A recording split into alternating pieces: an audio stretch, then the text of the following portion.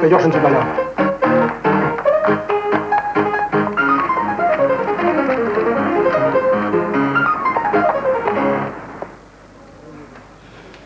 Mais c'est insupportable à la fin. Avec vous, j'ai tous les inconvénients du mariage sans en avoir les maigres avantages. Allez par-dessus la tête, allez vous coucher. C'est terrible à voir. Le corps de quelqu'un qui a été étranglé. Quand j'étais petite à la ferme, je regardais les oies qu'on égorgeait. Je cherche le 3e cadavre que vous allez bientôt avoir sur les bras. Tu les fabriques et tu me les mets dans mon jardin. Sors de ton trou. Télétoile. Monsieur Abel de Jacques Doyon avec Pierre Dux et Zouk. La 7.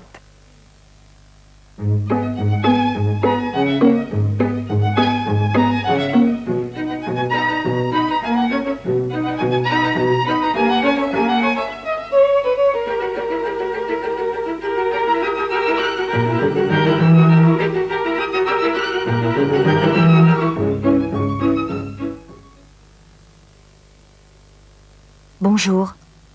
La pièce de Didier Bezas, Les Heures Blanches, diffusée samedi 25 janvier par la 7 sur FR3 et chaudement recommandée par Télérama, avait l'air d'être superbe. J'en ai savouré la première demi-heure, mais au milieu de ce spectacle si prenant, à 23h45, coupure d'image et de son. L'image revient, par intermittence, puis définitivement, mais sans le son, qui lui est resté en panne jusqu'à 0h30, début de Mégamix. Vous imaginez la frustration?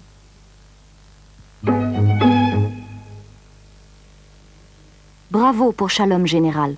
Voilà un téléfilm de qualité, mais qui aurait pu être programmé à 21h à la place de La vie RFA, profondément ennuyeux. Pourquoi le samedi 25 janvier avoir programmé Les Heures Blanches à 23h10, excellente pièce de Ferdinando Camon, qui aurait eu sa place aussi à 21h, à la place de Hôtel du Parc, fiction documentaire ennuyeuse et confuse? Une question. Pouvez-vous rediffuser Les Heures Blanches à une heure plus accessible à tous? Et quand? En vous remerciant et avec mes salutations distinguées. Salon littéraire. Kafka. J'ai découvert que non seulement il était très important, mais fondamental. Kafka est comme nous, perdu, exigeant, voulant des choses toutes simples, qui sommeillent toujours en nous, et d'autres bien plus difficiles, insaisissables, nébuleuses, si terriblement tendres, si terriblement odieuses, si terriblement humaines. Non? Je me trompe?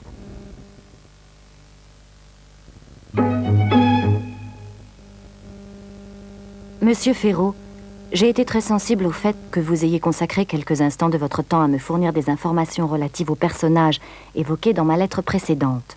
Très heureusement, vous êtes de ceux qui acceptent de répondre, mais très fâcheusement, vous m'avez fourni une non-réponse.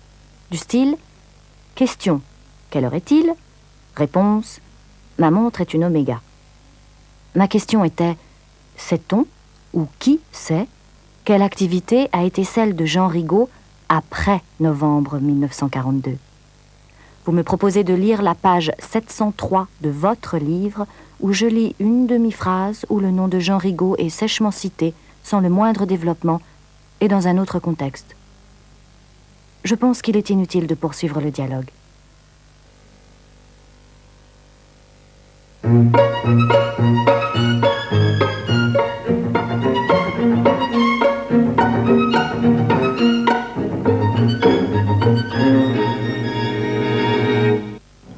Samedi 29 février. Donc, Rossini. On fête aujourd'hui le bicentenaire de sa naissance. Eh bien, Rossini, on ne l'a pas fêté 50 fois son anniversaire, mais 48, parce que les années 1800 et 1900 n'étaient pas bissextiles. Après les nouvelles, juste après et pendant 52 minutes, c'est Mégamix qui, dans le poste, fera la loi en mégamixant les beaux sons de la planète bleue.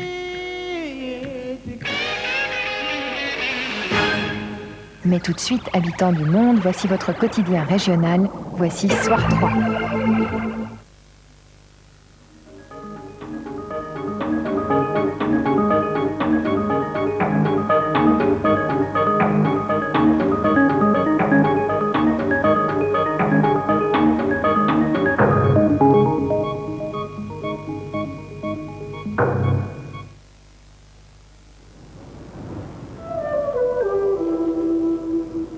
En fin d'après-midi dans le centre de Londres, elle survient au lendemain de l'attentat de l'IRA à la gare de London Bridge.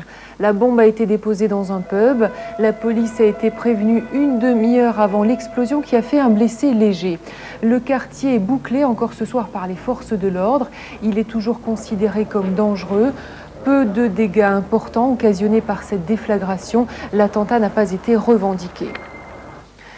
Encore quelques bouchons ce soir sur les routes des Alpes. Demain, Bison Futé nous annonce une journée verte.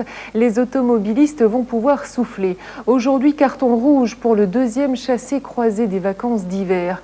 Des bouchons et 2 importants carambolages, l'un sur l'autoroute du Sud, l'autre sur l'A31. Une 50aine de personnes ont été blessées. Isabelle Thomas. Il aura fallu près de 4 heures pour dégager l'autoroute A31 à la hauteur de Thionville, où une série d'accidents a impliqué une centaine de voitures ce matin vers 8 heures. Déjà hier, au même endroit, un autre carambolage avait fait 1 mort et 23 blessés. Les causes de ces accidents sont les mêmes, brouillard, vitesse et non-respect des distances. Les secours ont dégagé 21 blessés, dont 3 graves, et l'autoroute, bloquée sur 15 km dans le sens Luxembourg-Metz, a été rouverte vers midi. Sur l'A6, à la hauteur de Chalon-sur-Saône, la matinée. La circulation est dense sur la route des vacances et quand ce camion perd son chargement, c'est l'accident. C'est aujourd'hui la même chose, le non-respect des distances de sécurité. Les gens roulent avec le véhicule qui est devant eux, qui leur ouvre la voie, ils croient qu'ils ont assez de distance et quand ça percute, eh bien, ils ne peuvent pas s'arrêter. Ce deuxième carambolage a fait 31 blessés, dont 2 graves. La circulation a été rétablie vers midi, mais les consignes de prudence sont plus que jamais de rigueur. 1 million de vacanciers sont attendus ce week-end sur les routes de France. Les Verts partent en campagne pour les élections régionales. Ils ont présenté leur tête de liste aujourd'hui à Paris. Antoine Wechter, le chef de file du mouvement, a dénoncé une nouvelle fois le rassemblement hétéroclite que constitue selon lui Génération écologique, mené par Brice Lalonde. Reportage Véronique Gorel et Claire Germotti. Champagne et petit four, aujourd'hui les Verts ont fait mentir ceux qui les traitent de mangeurs de carottes et de buveurs d'eau. Foin d'amateurisme, c'est en vrai pro de la communication que les écologistes présentent leur tête de liste. Un brin d'autosatisfaction, les Verts seront présents dans tous les départements. Une bonne dose d'humour pour dire qu'au moins, leurs têtes de liste vivent au quotidien leurs revendications. Alors il y a effectivement 35% des têtes de liste qui se chauffent au gaz, 10% qui utilisent le solaire. Et en matière de poubelles, il y a 20% qui ont 2 poubelles, 30% qui ont 3 poubelles. Je ne vais pas vous dire qu'il y a 40% qui ont 4 poubelles. Il y en a un peu moins qui ont 4 poubelles, mais il y en a quand même quelques-uns qui ont plus de 5 poubelles. Les Verts changent de style mais pas de conviction. Ils rejettent toujours les jeux de pouvoir stériles, refusent les compromissions et dénoncent encore le rassemblement hétéroclite que constitue selon eux Génération Écologie. Nouveau plaidoyer pour l'indépendance et pour une certaine forme d'utopie. Nous sommes porteurs peut-être d'une utopie, mais c'est une utopie réaliste. Réaliste parce que c'est la seule qui est capable, en effet, de répondre aux défis qui sont posés en cette fin de millénaire. Détendus et déterminés, les défenseurs de l'environnement pensent cette année d'abord et surtout au printemps électoral. François Mitterrand relance son idée de confédération européenne. Le président de la République, qui s'exprimait dans un colloque organisé par des intellectuels à Paris, a plaidé à nouveau pour l'ouverture de la CEE à d'autres pays d'Europe démocratique. Il faut selon lui une structure qui permette un dialogue permanent entre les différentes nations. Je vous propose d'écouter tout de suite un extrait de son intervention. Il faut imaginer des structures permanentes qui lieront tous ces États ou toutes ces entités que je n'ose appeler nationales, quiconque aura accédé en tout cas à un début de statut de droit international public. Il faut qu'entre tout cela, existe une structure permanente, un lieu où on se rencontre régulièrement. Illustration des bouleversements au sein de l'Europe, la Yougoslavie. Dans la République de Bosnie-Herzégovine, 3 hommes ont été abattus au premier jour d'un référendum qui doit déterminer le maintien ou non dans la fédération yougoslave. 3 millions d'électeurs appelés aux urnes, l'indépendance semble inévitable car les musulmans et les croates, qui forment les 2/3 de la population, sont favorables à la création d'un État souverain. Les premiers résultats officiels sont attendus demain soir. Le bras de fer continue entre l'Irak et l'ONU. Bagdad rejette ce soir le nouvel ultimatum de l'ONU et persiste dans son refus de détruire des pièces de missiles Scud. Le Conseil de sécurité de l'ONU a donné moins de 2 semaines à Saddam Hussein pour se plier aux résolutions votées. Sylvie Levet. Va-t-on réutiliser en ultime recours les armes contre le régime de Saddam Hussein, à moins que son entêtement à dire non aux exigences onusiennes n'entraîne inéluctablement sa chute, comme l'affirmaient ce matin plusieurs journaux du Golfe. Quoi qu'il en soit, ce dernier refus en date resserre l'étau autour de Bagdad. Le Conseil de sécurité brandit le spectre de conséquences graves. Demain, la France rurale monte à Paris. Le 29e Salon international de l'agriculture va ouvrir ses portes jusqu'au 5 mars. La plus grande ferme hexagonale est en crise, mais elle tâchera de trouver un nouvel élan autour de 2 thèmes, les régions de France et l'élevage. Reportage Porte de Versailles de Nicole Bappel et Hervé Gutmann. Elles sont venues, elles sont toutes là, enfin presque. Cette année, 15% de bêtes en moins. Cela fait 2 à 3 mois que tous ces bovins se sont rodés dans des salons régionaux. À la veille de l'ouverture, les plus beaux spécimens paradent déjà dans la vitrine de l'agriculture française. Il y a un peu plus de 400 bovins, par exemple, qui viennent d'arriver depuis hier soir et jusqu'à ce soir. Tout le monde doit être présent pour demain matin à 8h30, car le ministre arrive. Sur les 5 hectares de l'exposition, une avenue à ne pas manquer, les Champs-Élysées. Ici, on joue la cohabitation entre une quinzaine de races bovines françaises. 17h cet après-midi, l'heure du lait. Façon rustique, Cardi la Gasconne, 750 kg, offre collation à son rejeton de 2 mois. Méthode de traite artisanale avec la brave duchesse de race Abondance, originaire de Haute-Savoie. Elle produit 35 kg de lait par jour. Un détail pour les Parisiens, pendant le salon, vous pouvez acheter votre lait tout chaud-tiré. Celle qui se sent le plus à l'aise dans ce salon citadin, la limousine. C'est une grande voyageuse, elle s'adapte à tous les climats et s'exporte dans 57 pays du monde. Dimitri, allez. Même chez les bovins, il y a toujours un cabotin qui sommeille. Le voici, Dimitri, taureau de 4 ans, 1280 kg. Innocent, il ne connaît pas la réalité économique du salon, qui est de finir dans une haute vitrine. C'est bête. La 30e journée du championnat de France de football, Marseille reprend la tête du classement après sa victoire 2-0 à Auxerre. Bonne opération du Paris Saint-Germain qui bat Rennes 2-0. Un seul succès à l'extérieur, celui de Saint-Étienne à Nancy, 2-0. Au classement, l'OM compte 1 point d'avance sur Monaco, le PSG est 3e. Pas de changement dans le bas du tableau, 17e Cannes et Sochaux, 19e Rennes, Nancy est toujours dernier. Nigel Mansell en pole position demain à Kyalami pour le Grand Prix d'Afrique du Sud de Formule 1. Le Britannique a réalisé ce matin le meilleur temps lors de la 2e séance d'essais libres du Grand Prix. Il devance Ayrton Senna et Riccardo Patrese. Mansell, Senna en première ligne donc demain. Les 2 grands adversaires sont à nouveau réunis. Le départ sera chaud.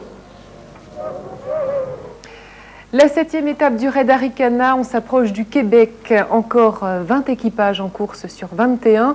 Le rallye des neiges suivi à moins 15 degrés par Jean-Philippe Guien. Pour aller de Pointe-à-la-Croix à Edmundston, les concurrents changent d'état et quittent le Québec pour entrer au Nouveau-Brunswick. La spéciale du matin est assez sélective. L'équipe de Johnny Swallow et d'Isabelle Charrois, la seule femme engagée dans le raid, va se perdre et régresser au classement. Tout au long de la piste, les spectateurs sont très nombreux. Il y a au moins 200 motoneiges. Ouais. Il y avait un beau show, quoi, ouais. Il était là depuis 9h, je te dis pas. Il faisait les crêpes, il faisait tout, la cuisine. Ouais. Tous les clubs de motoneigistes de la région se sont donné rendez-vous, l'occasion pour eux de voir des champions qui utilisent au maximum les possibilités de leur machine. Au classement, moins d'une heure sépare Bécomo, classé 2e, de Abitibi, 6e. La moindre sortie de piste et toute la hiérarchie est bouleversée. La preuve, Saint-Félicien, vainqueur des 2 premières éditions et pointé il y a 3 jours à la 9e place, se rapproche d'étape en étape. Ouais, on vise le podium, là, mais on ne sait pas quelle position. Là. La première est loin, il faudrait qu'ils crosseraient les autres crosser la première, mais les 2 puis à 3, c'est possible. À moins d'une énorme surprise, c'est Saguenay-Lac-Saint-Jean qui arrivera en tête à Québec. Demain, suite et fin de ce 3e raid Arikana. Nous nous retrouverons à Québec, plus exactement à Château-Frontenac, en direct dans Soir 3, en compagnie de René Medj. Il y aura encore plus de monde qu'ici à Sully, tout près de la frontière avec les États-Unis. Tout de suite, les rapports des tiercés, quarté plus, quinté plus d'aujourd'hui. Regardez, il fallait jouer le 5, le 17 et le 4. Vous gagnez dans l'ordre exact d'arrivée 2763 francs. Pour le quarté plus, vous ajoutez le 6 et vous gagnez un peu plus de 15 000 francs. Pour le quinté plus, vous ajoutez le 3 et vous gagnez un peu plus de 6 000 francs. Les pronostics de Daniel Leclerc à présent pour les tiercés quarté quinté de demain à Auteuil. Prix Japlou, il y a 20 partants. Il vous conseille de jouer le 16, le 15, l'As, le 4, le 6, le 11, le 2 et le 8. Voilà, c'est la fin de cette édition. Tout de suite, les prévisions météo complètes de Michel Touré. Je vous retrouve demain dès 12 h. Très belle fin de soirée à tous. Au revoir.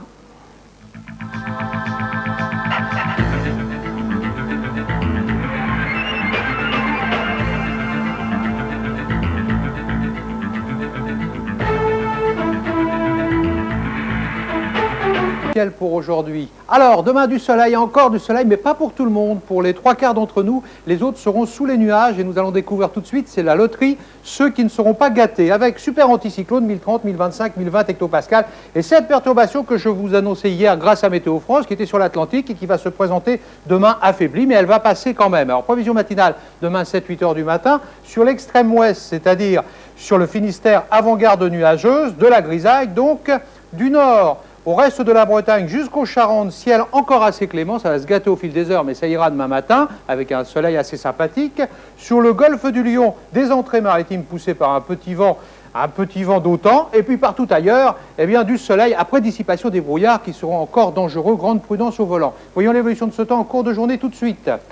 Sur Cotentin et Bretagne, avancée pluvieuse. Du nord aux Pyrénées occidentales, soleil certes, mais de moins en moins vaillant au fil des heures. Sur le golfe du Lion, vent d'autant, rafale 40 km à l'heure, donc persistance de nuages en provenance de la Méditerranée. Ailleurs, des Ardennes à l'Alsace, aux Pyrénées orientales et jusqu'à la Corse, grand beau temps. Les températures matinales seront soit stables, soit en légère hausse, mais toujours fraîches. Attention, on se couvre. Ne soyez pas surpris. -2 à Nancy-Dijon, -1 à Metz, 0 à Besançon, 1 à Alençon, Bourges, Clermont-Ferrand, 3 à Lille, Ajaccio, 4 à Paris, 6 à Biarritz et 7 quand même. Record des matinales pour Brest, Toulouse et Nice. Celles de l'après-midi seront, comme aujourd'hui, quasiment printanières. Voyez, 10 à Cherbourg, 11 Le Havre, qui dit mieux, 12 à Alençon, 14 Dijon, ce n'est rien, 15 à Strasbourg, Paris, Marseille, 16 à Bordeaux, 17 à Clermont-Ferrand et 18 record du jour à venir pour Biarritz. Demain, nous serons déjà le 1er mars 1992 et nous fêterons dans la joie les Aubins et les Albins, si on en connaît. Belle fin de soirée avec nous sur FR3 et la C.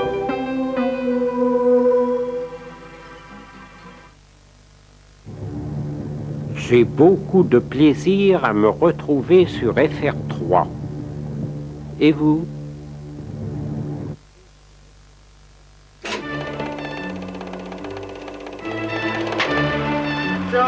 En mars, le cinéma de la 7 survole la Sud-Amérique et s'arrête à Cuba.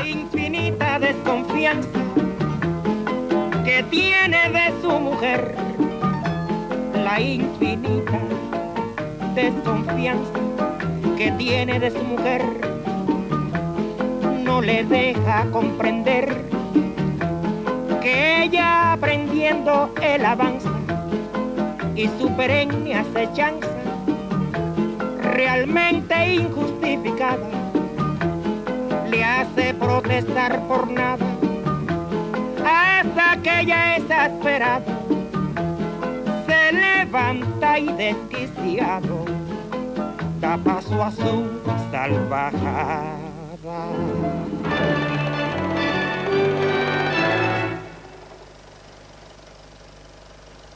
Cinéma de poche de Mars, Lucia, film cubain de Humberto Solas, et puis après, L'éclaireur, la 7.